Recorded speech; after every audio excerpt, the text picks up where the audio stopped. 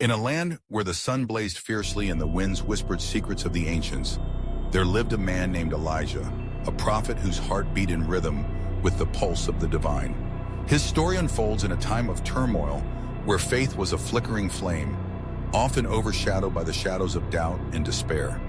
The people of Israel had turned away from their God, seduced by the allure of Baal, a false deity promising prosperity and abundance. Yet, amidst the chaos, Elijah stood as a solitary beacon of truth, a voice crying out in the wilderness. Elijah's journey began with a divine command, a calling that would set him on a path fraught with challenges and miracles. He was instructed to confront King Ahab, a ruler whose heart was hardened against the will of God. With courage that belied his humble origins, Elijah approached the throne, his presence a storm brewing in the still air. He declared a drought upon the land, a sign of God's displeasure with the idolatry that had taken root among the people. The king, enraged, could not fathom the gravity of Elijah's words, but the prophet remained steadfast, knowing that he was merely a vessel for a greater purpose. As the drought gripped the land, the rivers ran dry, and the crops withered beneath the relentless sun. The people suffered, their cries rising like smoke into the heavens. Yet, in the midst of this desolation, God provided for Elijah. He led him to the brook Cherith, where ravens brought him bread and meat, a miraculous sustenance that kept his spirit alive.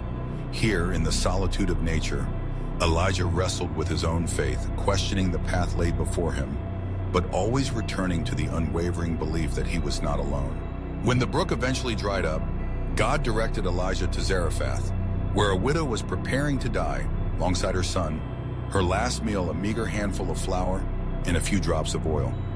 Upon meeting her, Elijah requested water and bread, a seemingly impossible demand given her dire circumstances.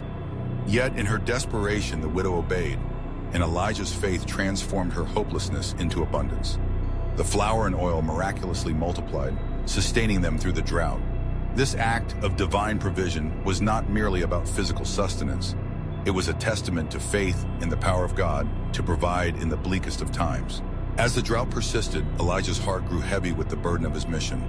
He longed to see the people of Israel return to their God, to witness the rekindling of their faith. The moment of reckoning arrived when Elijah challenged the prophets of Baal to a contest atop Mount Carmel. This was not merely a battle of wills, it was a declaration of faith, a public demonstration of the power of the true God. The prophets of Baal, numbering in the hundreds, called upon their God, dancing and pleading for hours, but their cries echoed in vain. The altar they built remained untouched, their hopes dashed against the harsh reality of silence. Elijah, with unwavering conviction, repaired the altar of the Lord, using 12 stones to symbolize the tribes of Israel. He soaked the sacrifice in water, creating a scene that seemed impossible for fire to consume. Yet, with a simple prayer, Elijah called upon the God of Abraham, Isaac, and Jacob. The heavens responded with fire, consuming the offering, the wood, and even the stones, leaving nothing but a scorched earth and a people awestruck by the power of the Almighty. In that moment, the hearts of the Israelites turned back to God, their cries of repentance echoing through the valley. But the victory was not without its consequences. Queen Jezebel, furious at the humiliation of her prophets, vowed to take Elijah's life. With a heart filled with fear, Elijah fled into the wilderness, his spirit crushed despite the miraculous events that had unfolded. He found solace beneath a solitary broom tree, where he poured out his despair to God, feeling utterly alone and abandoned. Yet in his darkest hour, God sent an angel to provide sustenance and comfort, reminding Elijah that he was not finished, that his mission was far from over. Rejuvenated, Elijah journeyed to Mount Horeb, the very mountain where Moses had encountered God. There he sought the face of the Lord, yearning for guidance and clarity. In the stillness of the cave, God revealed himself not in the grandiose displays of power, but in a gentle whisper. It was a profound moment of intimacy, a reminder that God often speaks in the quietest of ways.